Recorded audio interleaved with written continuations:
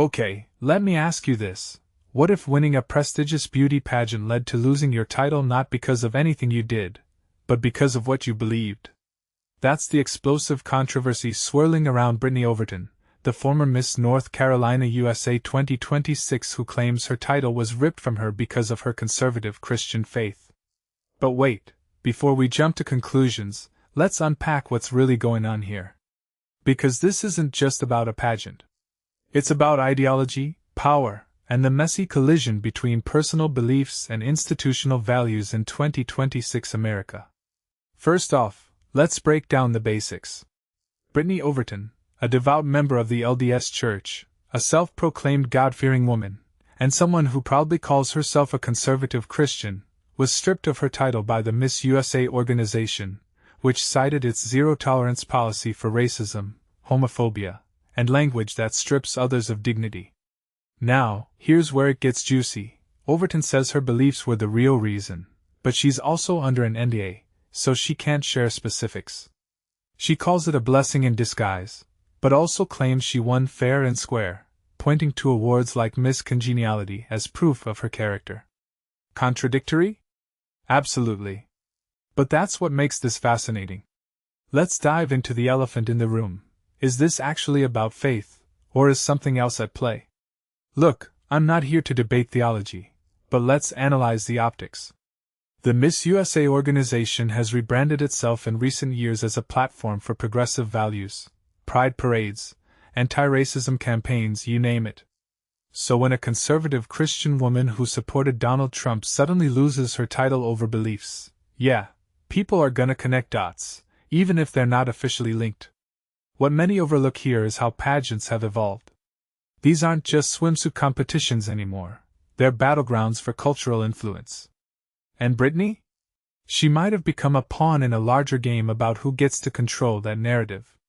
But hold on, Overton's also deflecting questions about old social media posts that allegedly caused backlash. She says every teenager has made mistakes, which, fair. But here's the twist. Why would a grown woman's past online activity resurface after winning a title? That suggests timing matters. In my opinion, this isn't about a single post, it's about leverage. Organizations like Miss USA know their brand is fragile.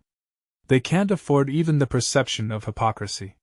So if Brittany's beliefs, or her past, clash with their public stance, she becomes a liability. Cold? Maybe. But that's corporate reality. Now let's dissect her blessing in disguise angle. On the surface, it sounds like spiritual spin. But dig deeper, she's framing her removal as a test of faith, even a victory. That's brilliant PR, honestly. It lets her reclaim the narrative while painting herself as a martyr for conviction. And from a strategic standpoint? She's gained more attention in 2 weeks than most former pageant winners get in a lifetime.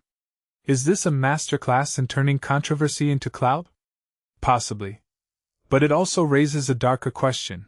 How many people are genuinely standing by their principles versus weaponizing persecution for personal gain? Here's the broader lens we need. This isn't just about one woman or one organization. It reflects America's tribal divide. You've got progressive institutions tightening their grip on woke policies, while individuals cling harder to traditional identities. And in the middle? A generation raised on social media, where every belief gets filtered through the algorithm. The real scandal here isn't Brittany's faith or her tweets. It's that we've created a world where authenticity feels incompatible with institutional success. If you're a conservative in a liberal space, or vice versa, you're always one post away from being cancelled. So, who's really trapped in this system? The pageant queen? The organizers? All of us? Wrap your head around this. Overton says she's glad it happened to me and not someone else who couldn't handle the scrutiny.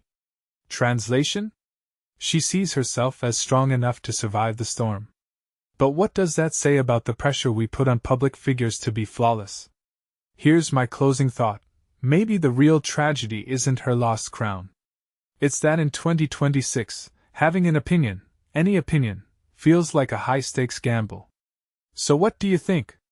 Was this a battle of beliefs, a PR move, or something even more calculated? Drop your take below, Let's unpack this together.